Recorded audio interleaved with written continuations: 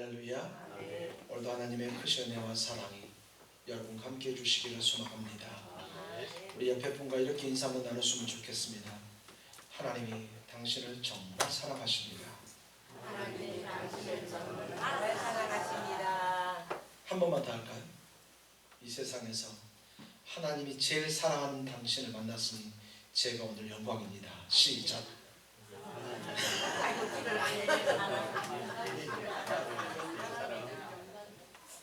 다음부터는 꼭 써놔야 되겠죠. 네, 여러분, 하나님이 여러분을 정말 사랑하십니다. 아멘. 가끔 몸이 연약하신 분들을 만나기도 하거든요. 물론 몸이 건강하신 분들을 만나기도 합니다. 사업에 성공한 사업자를 만나기도 하고요. 사업에 실패해서 어떻게 할지 몰라 하는 사람들도 만납니다. 행복한 가정 때문에 남편이 사랑스럽고 아내가 사랑스러워하는 가정도 만나고, 또 정반대의 가정도 만납니다. 자녀 때문에 고민하는 가정도 만나고 그렇지 못하는 가정도 만납니다. 그런데 여러분, 확실한 것은 말이죠, 내 상황과 내 처지와 현재 내 위치와 상관없이 하나님은 우리를 사랑하십니다. 여러분, 아멘? 아멘? 아멘. 오늘 이 시간에 우리가 이 말씀을 통해서 우리가 깊이 묵상하는 시간을 가지려고 합니다. 예수님께서 왜 이 땅에 오셨고 예수님께서 왜 십자가를 지셨는가? 오늘은 우리 장로님 기도하셨을 때 했던 것처럼 오늘은 종료주일입니다. 또 다른 말로는 고난주일을 일으키게 합니다. 왜 종료주일인가 하면 예수님께서 이제 마지막 일주일, 마지막 금요일이 되면, 그러니까 이번 주 금요일이 되면 예수님께서 십자가에 못 박히십니다. 그 전날 밤 잡히시고 이렇게 하시는데, 예수님께서 그 모든 것을 알고 계시지만 왔다가 재수없게 잡혔다가 아니라 그 모든 것을 아시면서 예루살렘에 입성하시게 됩니다. 그럴 때 예루살렘에 있는 많은 사람들이 예수님을 향해서 호산나 호산나 외쳤던 날이 바로 오늘 이 종료주일입니다. 그들의 손에 종려나무 가지를 이렇게 들면서 호산나 호산나 하고요. 예수님께서 나귀를 타고 가시니까 과거 왕들이 왕이 됐을 때 나귀를 타고 온 거기 때문에 우리가 겉옷을 벗어서 거기에 놓습니다. 여러분, 그 당시 사람들 말이죠, 속옷 잘 입질 않거든요. 그러니까 겉옷을 벗었다는 것은 그의 부끄러움을 좀 다 드러냈을 수도 있습니다. 그렇다고 빨갛게 않았겠죠. 자기가 가질 수 있는 그 겉옷을 벗어서 예수님이 가시는 길을 놓습니다. 얼마나 행복한지 몰라요. 그래서 내 옷, 내 겉옷, 내 가운, 저 예수 선생님께서 나귀 타고 가실 때 밟았던 거예요. 여기 발자국이 있지, 이게 그 나귀 발자국이에요. 그거 입으면서 얼마나 자랑스러워했을까 생각을 한번 가져봅니다. 왜냐하면 예수님은 말이죠, 죽은 사람을 살리셨던 게 있어요. 병든 사람을 고치셨어요. 어떤 사람도 예수님과 언쟁에서 예수님을 이긴 사람이 없어요. 예수님의 능력이라고 하면 지금 말입니다, 로마를 당장 무너뜨려 버릴 것 같아요. 일부 사람들은 예수님이 나귀를 타고 오니까 야, 이제 다 됐다. 이제 예수님께서 이 이스라엘을 이 로마의 하수인처럼 지내는 저 헤롯 왕, 또는 저 로마를 이겨내고 우리 예수 선생님께서 승리하실 수도 있겠다, 이렇게 생각했던 것 같습니다. 어떤 사람도 예수님께서 십자가에 못 박혀 죽으시려고 들어오신 줄 아무도 몰랐습니다. 예수님과 함께한 그 제자들조차도 말이죠. 하루 이틀이 아니에요. 1, 2년이 아니에요. 3년이에요. 밤낮으로 함께했던 사람들. 잘 때 침대가 따로 있어서 따로 이렇게 자는 사람들이 아니에요. 잘 때 숨소리가 나고 어쩌면 코골이 소리도 함께 들었던 그런 사이들이에요. 그러니까 저 선생님이 어떤 생각을 하는지 눈빛만 봐도 알 수 있는 바로 그런 사이들인데, 그 제자들조차도 예수님께서 십자가에 못 박히려 그곳에 들어갈 수 있는 줄 몰랐어요. 여러분, 제자들 얼마나 흥분됐을까요? 호산나 호산나 외치는데 예수님 나귀 타시고 그 제자들이 그 나귀를 손으로 잡고 끌고 가고 앞에서 옆에서 이렇게 예수님 함께 있을 거 아닙니까? 여러분 기분 얼마나 좋을까요? 생각해 보세요. 여러분 조금 다른 의미지만 여러분과 제가 이렇게 가고 있는데 저기서 어떤 사람이 현수막 들고 피켓 들고 이기운 그럴 일 별일 없으니까 그냥 상상해 보는 거예요. 근데 제가 우리 권사님들과 여러분들과 같이 이렇게 가면서 우리 장로님들 우리 권사님 성도들입니다 이렇게 가면 저속 사람들이 와 비전교회 와 하면 얼마나 기분이 좋을까요? 여러분 어깨 뽕이 쑥 올라갈 것 같지 않습니까? 되게 기분 좋을 것 같은데 예수님의 제자들이요 아마 그때 기분 정말 좋았을 것입니다. 야 이제 뭔 일이 일어날 것 같다. 그러나 예수님 우편에서 오른쪽에 있는 마치 우리 옛날 말로 우의정 좌의정 국무총리 나는 무슨 내무부 장관 이걸 해먹어야지 혹시 그런 상상을 했을지도 모르겠습니다. 겉으로 봤을 때는 화려한 이 입장이었습니다. 그러나 예수님께서 그곳에 오신 이유는 십자가에 못 박혀 돌아가시기 위해서였습니다. 그렇게 많은 사람이 환호하다가 며칠이 지나지 않아서 그들의 입에서 다른 말이 나옵니다. 예수를 십자가에 못 박으라. 예수를 십자가에 못 박으라. 저 사람을 십자가에 못 박으라. 차라리 우리에게 저 강도를 내주고 강도 바라바를 사람을 죽인 저 바라바 강도를 우리에게 내주고 예수는 십자가에 못 박으라. 여러분 불과 며칠입니다. 예수님을 그렇게 호산나 호산나 외치던 그들의 태도가 완전히 돌변해서 예수님을 십자가에 못 박으라고 하는 그런 무리로 바뀌게 되어지는 것입니다. 오늘 저와 여러분들이 읽은 이 본문 말씀은 예수님께서 십자가의 이 골고다의 언덕에서 십자가에 못 박히신 그 장면을 이렇게 기록해 놓고 있습니다. 십자가는 그 당시에 가장 수치스러운 형벌이었습니다. 온몸을 빨아벗기고 양손과 발을 못을 박아서 세우는 정말 그야말로 수치와 그야말로 고통으로 이루 말할 수 없는 그런 형벌이었습니다. 어떤 사람은 일주일간 죽지 않습니다. 어떤 사람은 더 이상도 죽지 않고요. 계속해서 신음하고 있습니다. 가는 사람마다 오고 가는 사람마다 조롱하고 수치스러운 얘기를 합니다. 십자가는 그런 수치스러운 공간입니다. 하지만 오늘 예수님의 십자가는 단순히 고통과 수치의 상징이 아닙니다. 예수님이 주신 그 십자가는 오늘 저와 여러분들을 향한 사랑의 십자가입니다. 하나님이 만들어 놓으신 공의, 죄인들을 사하기 위해서는 죄가 없어지기 위해서는 반드시 피 흘림이 있어야 된다고 하시는 하나님께서 율법에서 말씀하신 그 공의를 실천하는 바로 공의의 십자가입니다.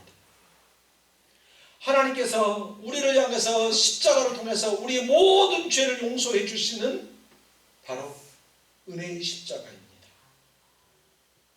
사람들을 죄로 얽어매고 어떻게 해서든 저 지옥으로 데려가려고 하는 그 사단에 대해서 하나님께서 진노하시는 바로 진노의 십자가입니다.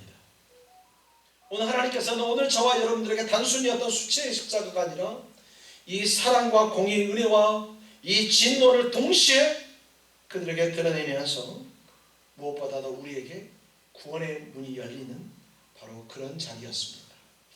사람이 아무리 노력해도 되지 않습니다. 아무리 힘을 열어도 되지 않습니다. 아무리 온갖 것을 다해도 되지 않습니다. 그러나 예수의 십자가가 저와 여러분들을 저 하늘로 저 천국 백성으로 이끄시는 바로 구원의 자리였던 것입니다. 오늘 이 시간 우리가 예수님의 십자가를 묵상하는 시간을 갖기로 합니다. 이번 한 주간 동안 금요일까지 저녁에 특별 기도회를 가지면서 예수님의 십자가 그 고난을 조금씩 더 깊이 묵상을 할 거예요. 그런데 오늘은 전체를 포괄적으로 한번 같이 묵상을 하려고 합니다. 그래서 이 십자가에 달린 고난의 의미와 우리가 걸어야 할 믿음의 길을 생각해 보려고 합니다. 자, 21절에 보니까 마침 알렉산더와 루포의 아버지인 구레네의 사람 시몬이 시골로부터 와서 지나는데 그들이 그를 억지로 같이 가게 하여 예수의 십자가를 지웠다 이렇게 얘기하고 있습니다. 예수님께서는 전날 밤, 그러니까 목요일 날이 되겠죠. 전날 밤에 너무 많은 신문을 당하시고요. 채찍질을 당하셨습니다. 온갖 조롱을 당하고 온갖 수모를 당하시면서 지실대로 지쳐버렸습니다. 매를 맞는데 피가 흐르는 거예요. 프라첼lum이라고 얘기하는 끝에 뼈 조각을 놓기도 하고 어떤 사람들은 쇠 조각을 놓기도 하는데 그걸로 예수님을 등을 때리고 배를 때립니다. 온몸을 때립니다. 그러면 등이 지나서 배까지 이렇게 하게 되면 살이 박혀요. 그러면 그 채찍을 당기는 거예요. 그 채찍을 당기면 살이 파이는 겁니다. 그러면 몸에서 피가 줄줄 흐르게 되어지는 거죠. 그러면 몸에 힘이 점점 더 빠집니다. 그런데 예수의 십자가는 자기가 지고 가야 합니다. 누군가가 대신 지고 가서 아니면 그곳에 있어서 거기서 매달기만 하는 것이 아니라 더 고난과 고통을 주기 위해서 십자가를 지게 합니다. 예수님 힘이 없어요. 너무 많이 맞으셔가지고요.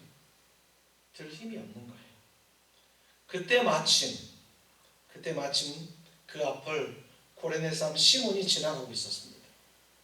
그래서 로마 병정들이 그 사람을 불러옵니다. 자, 이리 와.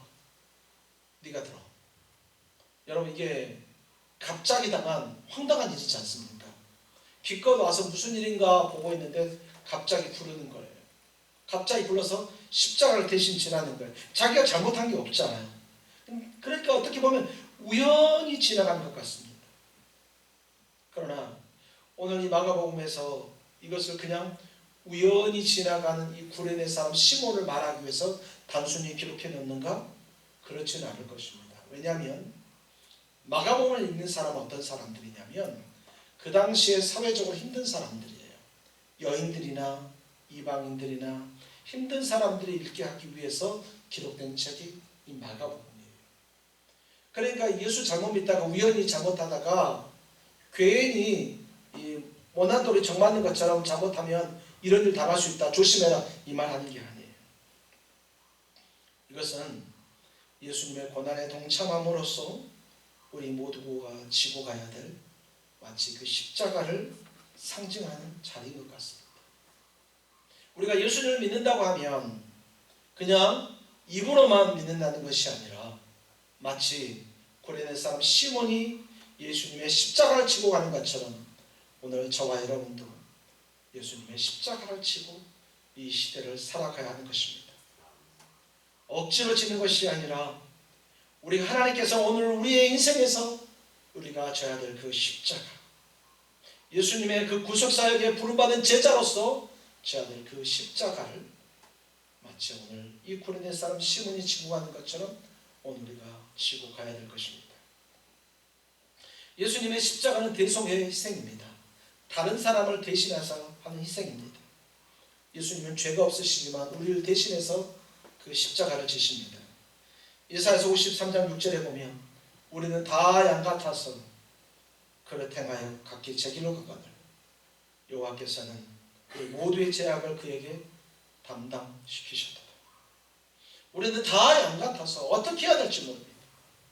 말도 제대로 듣지 않고요. 알아서 움직여집니다. 내 마음대로 행하는데 예수님이 우리를 위해서 십자가에 돌아가셨다. 고린도후서 5장 21절에 보니까 하나님이 죄를 알지도 못하신 일을 우리를 대신하여 죄로 삼으시고 죄로 삼으신 것은 우리로 하여금 그 안에서 하나님의 의가 되게 하려 하십니다. 어떻게 해서든 우리의 죄를 사해 주시기 위해서 죄 없으신 분을 십자가에 못 박으셨다는 것입니다. 여러분, 우리는 단지 죄 사함을 받은 사람일 뿐만 아니라 우리는 매일매일 그 십자가의 의미를 붙잡고 살아가는 우리 모두가 되시기를 소망합니다. 단순히 감사, 기쁨으로만 하지 마시고 십자가를 기억하는 우리 모두가 되기를 소망합니다. 예수님께서 그러시다가 25절에 보니까 때가 제3시가 되어 십자가에 못 박으니라. 자, 제3시면 유대 시간을 우리가 할 때는 반드시 거기에 더하기 6을 하면 됩니다. 자, 그러니까 한 9시 정도가 됐겠죠. 오전 9시가 돼서 예수님께서 십자가에 못 박히십니다. 예수님은 십자가에서 육체의 고통뿐만 아니라 하나님의 침묵 속에서도 영적인 고통을 겪으셨습니다. 우리 여성분들이 자녀들을 출산을 할 때, 여러분 정말 죄송합니다. 잘 알지 못하니까 그냥 TV를 본거나 들었던 얘기로 말씀합니다. 조금만 더 힘내라고 계속 산파가 간호사들이 얘기하는데, 어떤 분들은 정말 힘주면 쑥 나오는 애도 있다고 그래요. 특별히 이스라엘 여자들은 애들을 참 쉽게 난다고 하는데, 쉽게 난 단어는 좀 그렇고 어쨌든 좀 잘 난다고 그래요. 근데 우리나라 한국 분들은 그렇지 못하잖아요. 그럴 때 옆에 사랑하는 남편이나 또는 친정 엄마가 조금만 더 힘내, 또는 조금만 더 힘내. 그때 가끔 시어머니가 가가지고 아가 너만 애 낳냐? 나도 네 신랑 낳았어. 조금만 더 힘내. 차라리 없는 것이 낫잖아요. 그렇죠? 근데 옆에서 격려하면 참 힘이 되거든요. 그렇지 않습니까? 죄송합니다. 말씀드렸습니다. 잘 몰라서 하는 말입니다. 예수님께서 십자가에 달리실 때 주변 사람들이 어떻게 예수님 어떻게? 예수님 조금만 더 참으시면 안 될까요? 조금만 더 참으세요. 그렇게 하고 예수님에게 계속해서 힘과 격려를 주면 좋을 것 같은데요. 아무런 말이 없어요. 혹시라도 같은 당이라고 해서 잡혀 죽을까봐 침묵합니다. 근데 그 침묵이 하늘에서도 침묵이 이루어집니다. 예수님께서 세례를 받으실 때 성령께서 임하 주셔서 하나님의 아들이라고 말씀해 주셨는데 말이죠. 하나님 아버지조차도 침묵하십니다. 아무 말이 없어요. 그래서 예수님께서 그들 앞에서 이렇게 외치십니다. 34절에 보니까 제9시에 예수께서 크게 소리지시되 엘리 엘리 라마 사박다니, 엘리 엘리 라마 사박다니. 여러분, 이 얘기는 그냥 단순히 이게 무슨 말이야, 히브리어 무슨 말이야 그렇게 모르겠지만, 이 얘기를 한국어로 번역하면 이렇습니다. 나의 하나님, 너의 하나님, 어찌하여 너를 부르셨습니까? 하나님 아버지조차도 침묵하고 계십니다. 시편 20편에 이미 예언되어 있거든요. 내 하나님이여 내 하나님이 어찌 나를 버리셨나이까? 어찌 나를 멀리하여 돕지 아니하시오며 내 신음소리를 듣지 아니하시나이까? 엘리엘이 라마 사박다니. 하나님, 왜 모른 척 하시는 거예요? 하나님, 왜 나를 버리시는 거예요? 하나님, 왜 나를 버리시는 거예요? 왜 십자가의 고통받도록 그냥 놔두시는 거예요? 우리 예수님은 지금 그렇게 신음하고 계시는 것입니다. 예수님은 신앙의 최고의 지점에서 하나님과 관계가 단절되는 것 같습니다. 예수님은 하나님께서 행하라고 하신 모든 사역을 다 마치셨습니다. 그래서 나중에 다 이루었다라고 얘기하십니다. 그런 분을 왜 하나님 아버지께서는 왜 외면하고 모른 척 하실까요? 조금만 더 적극적인 단어로 해볼까요? 왜 버리셨을까요? 외면이라는 단어로 좀 부족한 것 같고요. 모른 척하는 걸로 부족한 것 같고, 왜 버리셨을까요? 아버지를 부르신 그를 왜 버리셨을까요? 성자 하나님이신 그를 왜 버리셨을까요?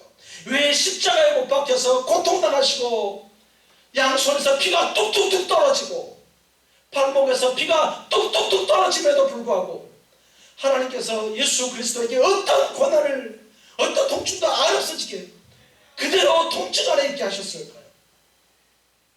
하늘에서 천사를 보내서 예수님께서 40일 금식하셨을 때 그들에게 예수님을 수종들게 했던 것처럼 왜 예수님께서 그렇게 하지 않으셨을까? 예수님께서 그렇게 하셨더라면, 하나님께서 그렇게 하셨더라면 예수님 덜 아프실 텐데 왜 철저하게 버리셨을까? 왜 그랬을까? 하나님은 왜 예수 그리스도를 그렇게 버리셔야만 했을까? 버렸다는 단어가 너무 극단적입니까?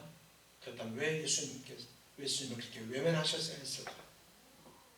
그렇게 하지 않으면 우리가 영원히 버림받기 때문입니다. 예수님께서 그렇게 하지 아니하시면, 하나님께서 죄에 대한 공의로서 죄를 사하지 아니하시면 우리가 영원토록 버림받기 때문입니다.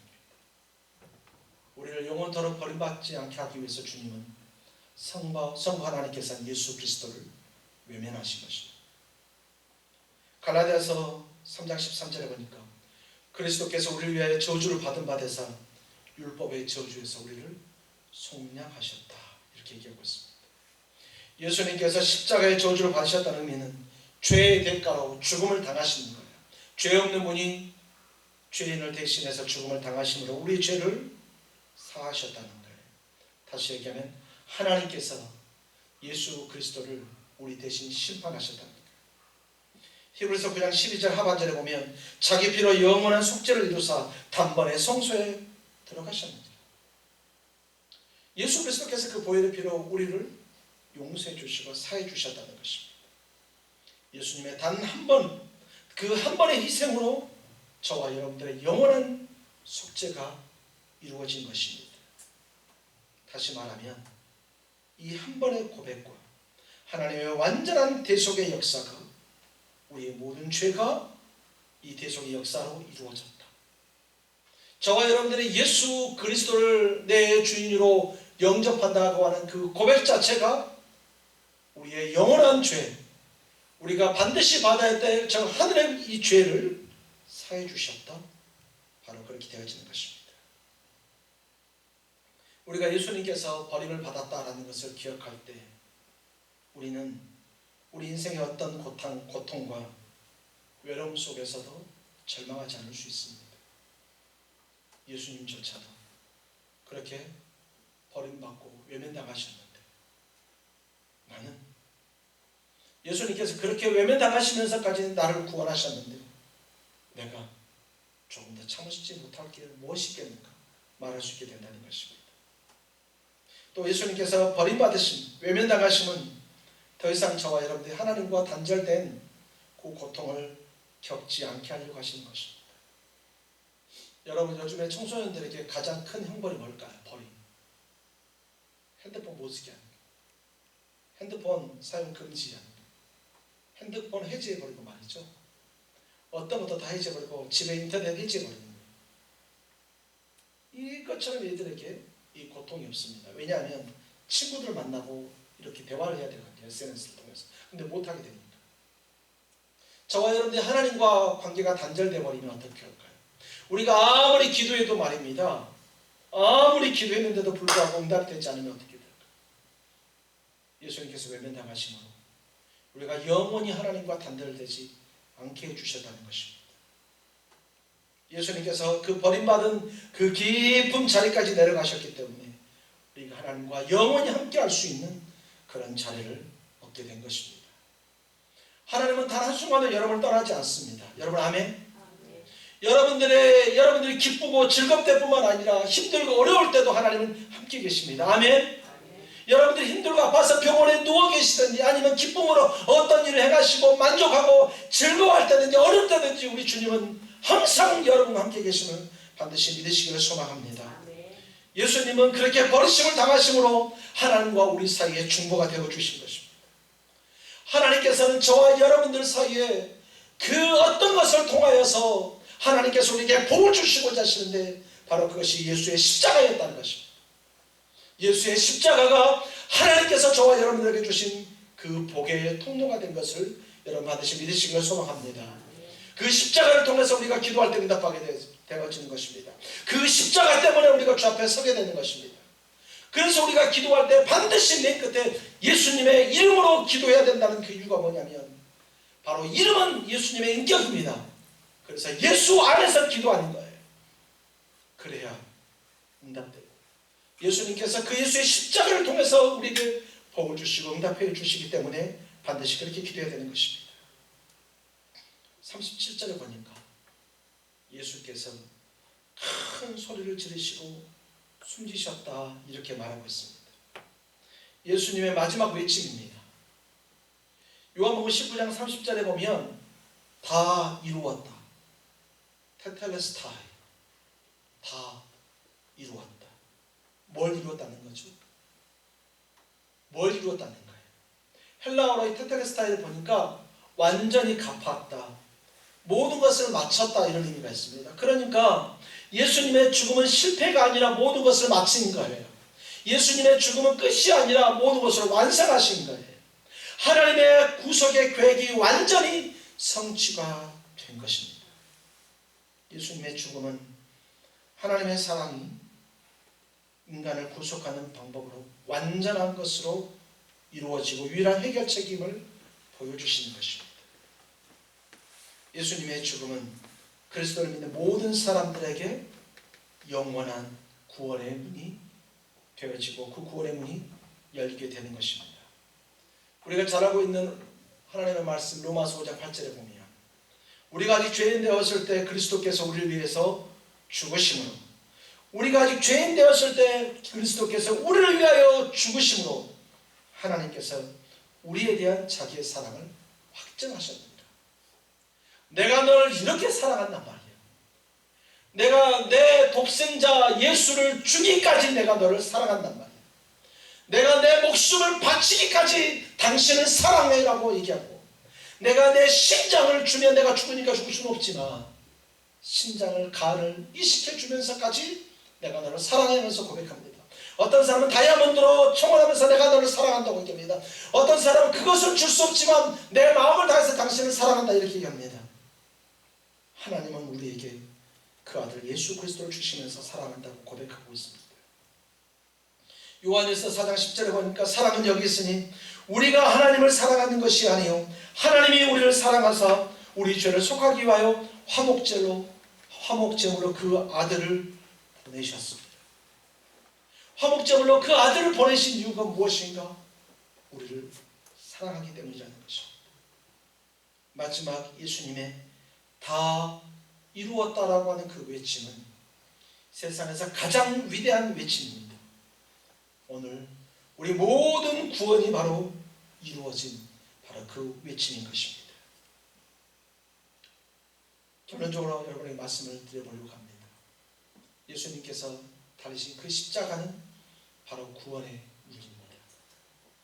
그 십자가를 기억하십시오. 십자가의 의미를 묵상하십시오.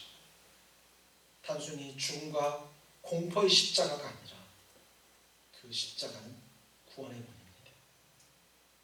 십자가는 구원의 문이 열린 자리이고 하나님의 사랑이 가장 선명하게 가장 분명하게 드러나는 자리가 바로 이 십자가입니다.